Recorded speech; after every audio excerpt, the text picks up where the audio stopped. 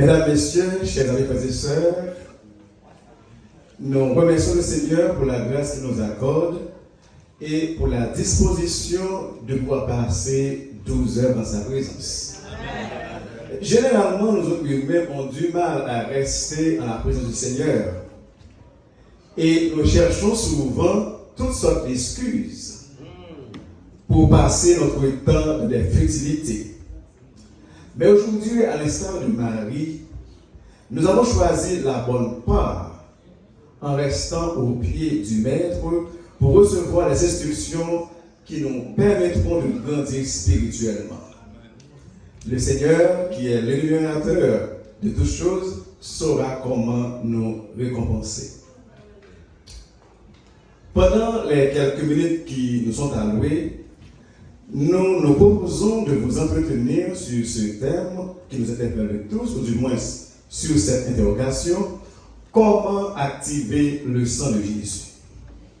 Nous lisons notre texte de base à 1 Jean chapitre 1er et le verset 7. Il dit ce qui suit: mais si nous marchons dans la lumière, comme il est lui-même lumière, nous sommes mutuellement en communion. Et le sang de Jésus, son Fils, nous purifie de tout péché. Juste avant de répondre à l'interrogation précitée, nous voulons chanter une strophe du cantique trouvé au numéro 268 dans le recueil de chants. Jésus par ton sang précieux. Jésus par ton sang précieux, enlève mon iniquité. Regarde-moi du haut des cieux, dis-moi que tu m'as pardonné. J'ai longtemps aimé qu'un rebelle, mais j'entends ta voix qui m'appelle. Oh, viens ta voix maintenant, tout corps déguisé, je me rends. Blanc, plus blanc que neige, blanc, plus blanc que neige, lavé dans le sang de l'agneau, je serai plus blanc que la neige. Frères et sœurs bien-aimés, même si un grand nombre d'entre nous ne sont pas des travailleurs de santé, mais nous connaissons en partie l'importance du sang. Le sang est tellement important que beaucoup de centres hospitaliers se font le devoir de demander à la population de donner du sang pour pouvoir sauver la vie à des patients et à des concitoyens. Je suis conscient des bienfaits du sang, car un membre de ma famille était en grande difficulté à cause de l'abaissement de son niveau de sang. Il a fallu la transfusion sanguine d'une autre personne pour régulariser le niveau de son sang. Donc, au point de vue médical, une banque de sang est indispensable, car ces réserves de sang servent à sauver la vie de ceux qui sont malades ou en difficulté. Mais nous remarquons qu'en dépit des progrès scientifiques, médicaux et même technologiques, on n'arrive pas à fabriquer du sang dans les laboratoires.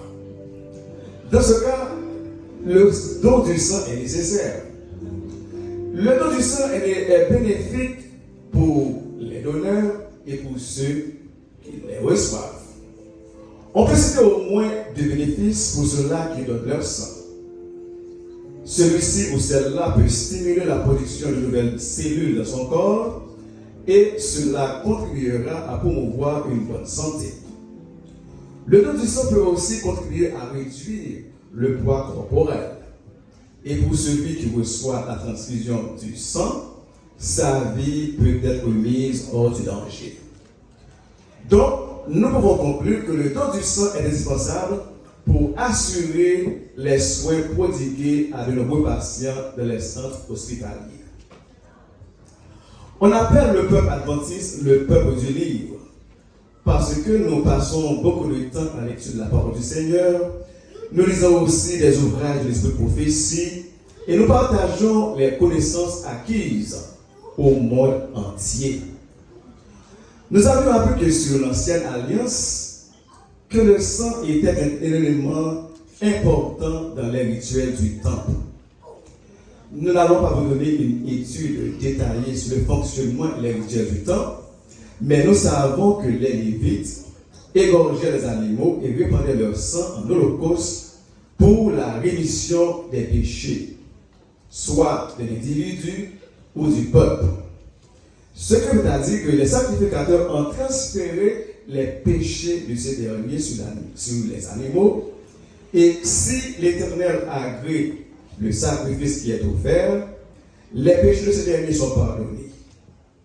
Il est important de souligner, malgré l'Éternel a souvent accepté l'offrande apportée par le peuple par le biais des sacrifices sous l'égide des sacrificateurs, mais le sang des taureaux et des boucs n'avait pas ni la vivacité, ni la capacité de pardonner les péchés des coupables d'une façon continue.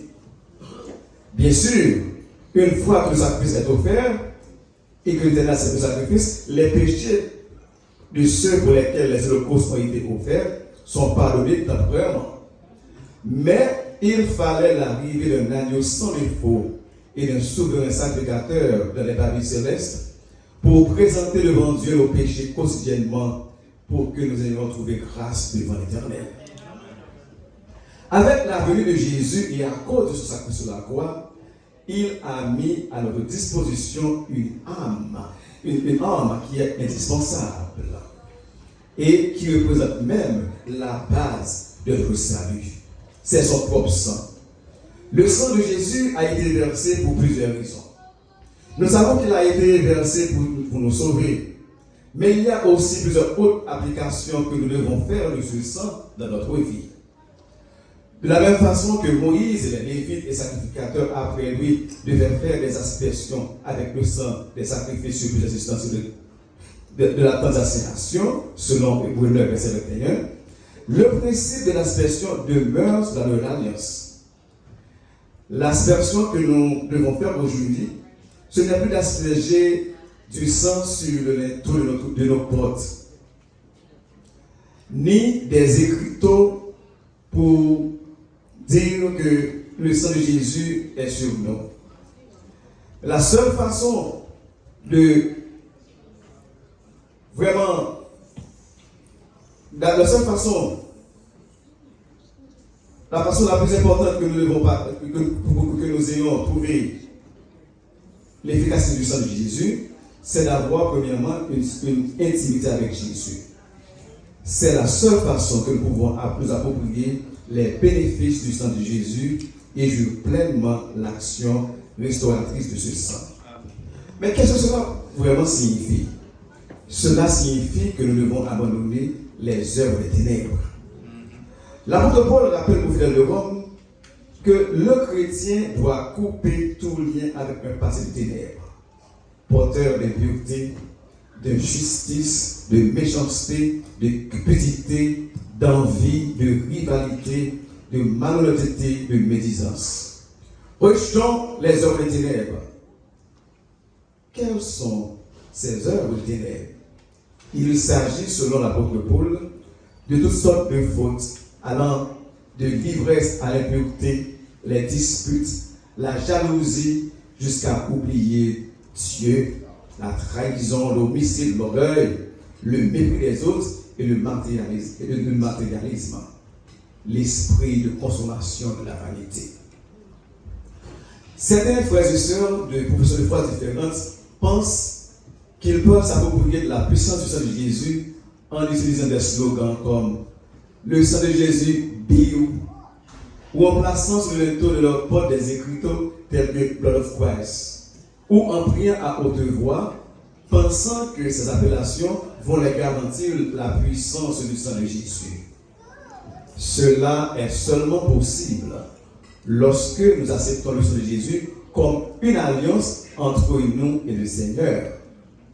Quand nous essayons de vivre en harmonie avec notre Créateur et en délaissant nos œuvres de ténèbres pour les citer. Il n'y a pas de doute que le sang de Jésus est efficace, capable de pardonner les péchés et nous donne enfin le salut. Mais si nous voulons voir l'efficacité du sang de Jésus, nous devons laisser nos œuvres de ténèbres et marcher comme des enfants de lumière. Par ainsi, nous expérimentons l'efficacité du sang de Jésus. Que le Seigneur soit en aide.